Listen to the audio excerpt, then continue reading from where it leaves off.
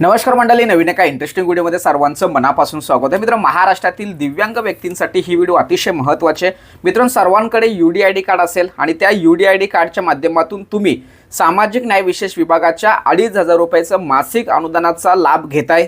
त्याचबरोबर अनेक केंद्र शासन असेल, राज्य सरकार असेल किंवा पंचायत समिती, जिल्हा परिषद, महानगरपालिका असतील, ग्रामपंचायत असेल, या सर्व आस्थापनाचा किंवा सरकारी कार्यालयांच्या माध्यमातून दिल्या जाणाऱ्या सोयी सुविधांचा लाभ घेतात. परंतु मित्रांनो, या व्हिडिओमध्ये आपण UDID कार्डच्या माध्यमातून एक प्रमुख 5 असे लाभ आहेत किंवा 5 असे फायदे आहेत की त्या 5 फायद्यांविषयी आपण माहिती बघणार आहोत. कदाचित व्हिडिओ खूप मोठी होईल आणि जर व्हिडिओ मोठी झाली तर आपण 2 टप्प्यांमध्ये हे फायदे जाणून घेणार आहोत. यामध्ये सुरुवातीला आपण जे 5 फायदे आहेत ते 5 फायद्यांविषयी कोणकोणते 5 फायदे आहेत ते आपण या ठिकाणी पहिले समजून घेऊ. यामध्ये अतिशय महत्त्वाचा फायदा म्हणजे शिक्षण क्षेत्रामध्ये, म्हणजे एज्युकेशन क्षेत्रामध्ये तुम्हाला UDID कार्ड जर तुमच्याकडे असेल तर तुम्हाला शिक्षण क्षेत्रामध्ये काय फायदा होऊ शकतो याविषयी माहिती बघणार आहोत. त्याचबरोबर सरकारी नोकरीमध्ये तुमचा UDID कार्डचा काय फायदा होतो, त्याचबरोबर खाजगी संस्था म्हणजे प्रायव्हेट जॉब सेक्टरला सुद्धा UDID कार्डचा काय फायदा होतो हे आपण या व्हिडिओमध्ये जाणून घेणार आहोत. त्याचबरोबर सरकारी योजना असतील, आता त्या योजनांविषयी आपण अनेक वेळा व्हिडिओ बनवलेले आहेत. सरकारी योजना असतील आणि सरकारी लोन फॅसिलिटी असतील, तर या सर्व गोष्टीविषयी आपण 5 प्रमुख फायद्यांना धरून आपण या व्हिडिओमध्ये संपूर्ण माहिती जाणून घेणार आहोत. मी सुरुवातीला सांगितलं व्हिडिओ खूप मोठी होईल आणि जर मोठी झाली, प्रमाणापेक्षा मोठी झाली तर आपण 2 भागांमध्ये ते विभागू. तर यामध्ये अतिशय महत्त्वाचा पहिला फायदा आपण बघणार आहोत तो म्हणजे शिक्षण क्षेत्रामध्ये, म्हणजे एज्युकेशन क्षेत्रामध्ये. सर्वांना माहिती आहे की राईट टू एज्युकेशन 2009 नुसार सर्व बालकांना, सर्व विद्यार्थ्यांना, प्रत्येक व्यक्तीला शिक्षण घेण्याचा अधिकार आहे. तर तो अधिकार तुम्हाला सुद्धा समान आहे. महाराष्ट्रामध्ये किंवा भारतामध्ये कुठल्याही शाळेमध्ये दिव्यांग व्यक्ती प्रवेश घेऊन शिक्षण घेऊ शकतो. तर यामध्ये NEP 2020 हा जो शैक्षणिक धोरण जाहीर झाला त्या शैक्षणिक धोरणानुसार तुम्हाला सुद्धा मोफत शिक्षण मिळणार आहे. त्याचबरोबर समान शिक्षण सुद्धा तुम्हाला मिळणार आहे, म्हणजे मोफत आणि समान.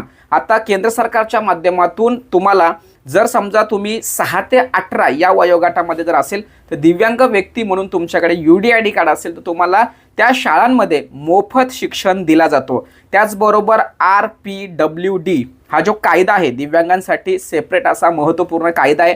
त्या कायद्याच्या कलम 16 नुसार, बघा, त्या कायद्याच्या 16 नुसार तुम्हाला कुठेही भारतामध्ये कुठल्याही शाळेमध्ये, ती शासकीय असो, निमशासकीय असो, सरकारी असो, प्रायव्हेट असो, त्या ठिकाणी तुम्हाला शिक्षण घेता येणार आहे.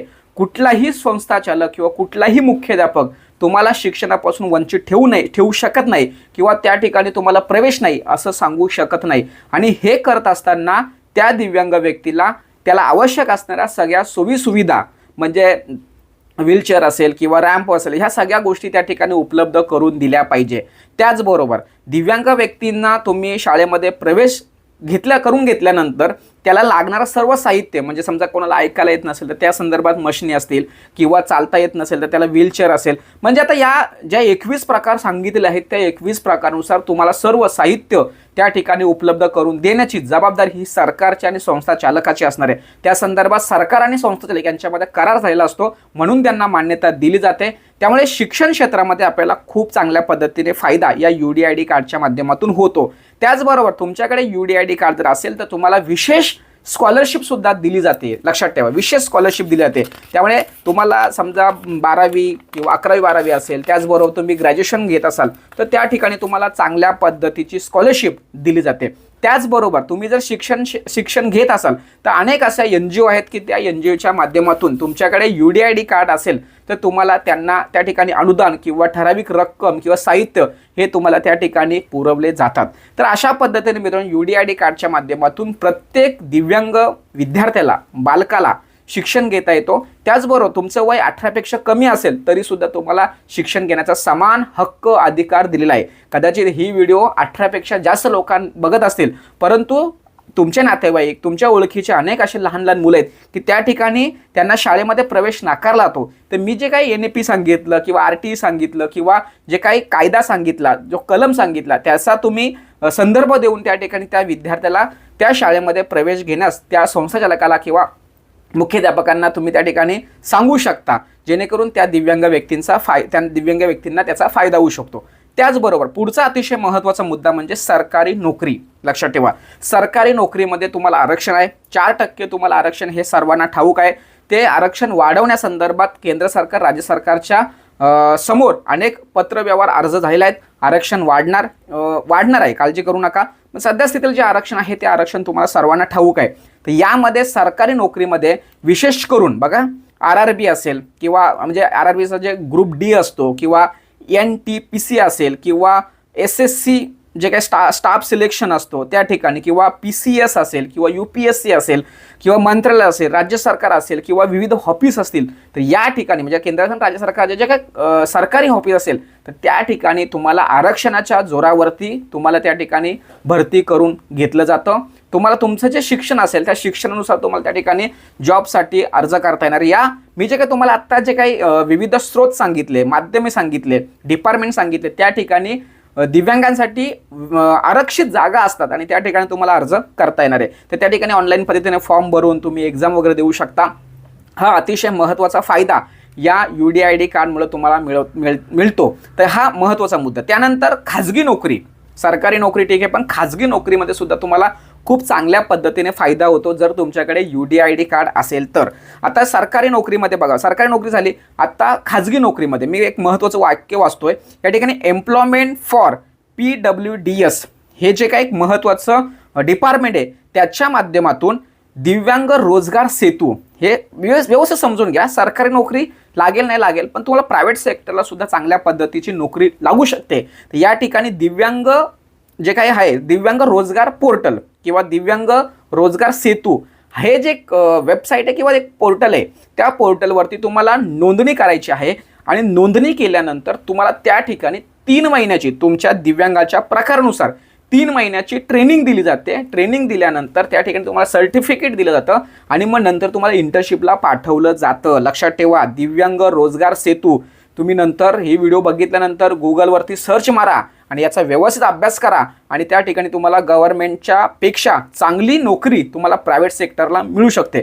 त्याचबरोबर अनेक NGO आहेत, अनेक संस्था आहेत, तर त्या संस्थांमध्ये सुद्धा तुमच्या UDID कार्डच्या माध्यमातून तुम्हाला रोजगार मिळू शकतो. अनेक कंपन्या आहेत, आता तुम्हाला माहीत असेल Amazon असेल किंवा स्विगी असेल किंवा फ्लिपकार्ट असेल किंवा मेशो असेल, अशा खूप मोठ्या मोठ्या मार्केटिंग किंवा बिझनेस लेवलच्या ज्या कंपन्या आहेत त्या कंपन्यांमध्ये तुमच्या एज्युकेशननुसार त्या ठिकाणी तुम्हाला संधी मिळते.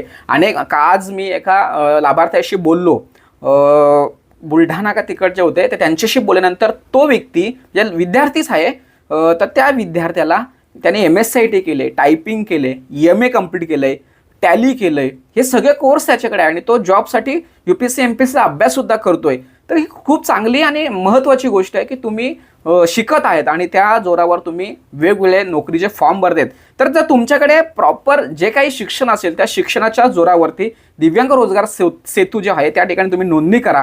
नोंदणी केल्यानंतर तुम्हाला ट्रेनिंग दिली जाणार आणि संबंधित कंपनीमध्ये तुम्हाला इंटर्नशिप दिला आणि इंटर्नशिप आल्यानंतर तुमच्या कामाच्या बेसवरती तुम्हाला त्या ठिकाणी जॉब मिळतो. तर अशा पद्धतीने मित्रांनो तुम्हाला सरकारी नोकरी असेल, खाजगी नोकरी असेल, शिक्षण क्षेत्र असेल, तर या ठिकाणी तुम्हाला UDID कार्डच्या माध्यमातून लाभ मिळतो. त्यानंतर पुढचा मुद्दा आहे सरकारी योजना आणि नंतरचा शेवटचा मुद्दा आहे तुमचा तो म्हणजे सरकारी लोन. आता व्हिडिओ बऱ्यापैकी मोठी झालेली आहे. पुढच्या व्हिडिओमध्ये आपण सरकारी योजना आणि सरकारी लोन या 2 गोष्टींवरती आपण नंतर व्यवस्थित माहिती जाणून घेऊ.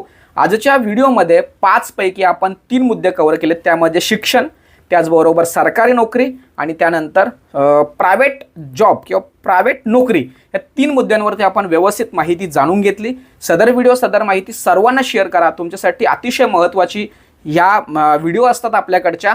तुमच्याकडे UDID कार्ड आहे, फक्त पेन्शनसाठी किंवा ते 2,500 रुपयासाठी त्या UDID कार्डचा वापर करायचा नाही, तर त्याच्याबरोबर अनेक काही गोष्टी आहेत की त्या गोष्टींचा माध्यमातून तुम्ही तुमचा फायदा करून घेऊ शकता जर तुमच्याकडे UDID कार्ड असेल तर. सर्वांना ही व्हिडिओ शेअर करा. भेटूया पुढील व्हिडिओसह. तोपर्यंत धन्यवाद. जय हिंद, जय महाराष्ट्र.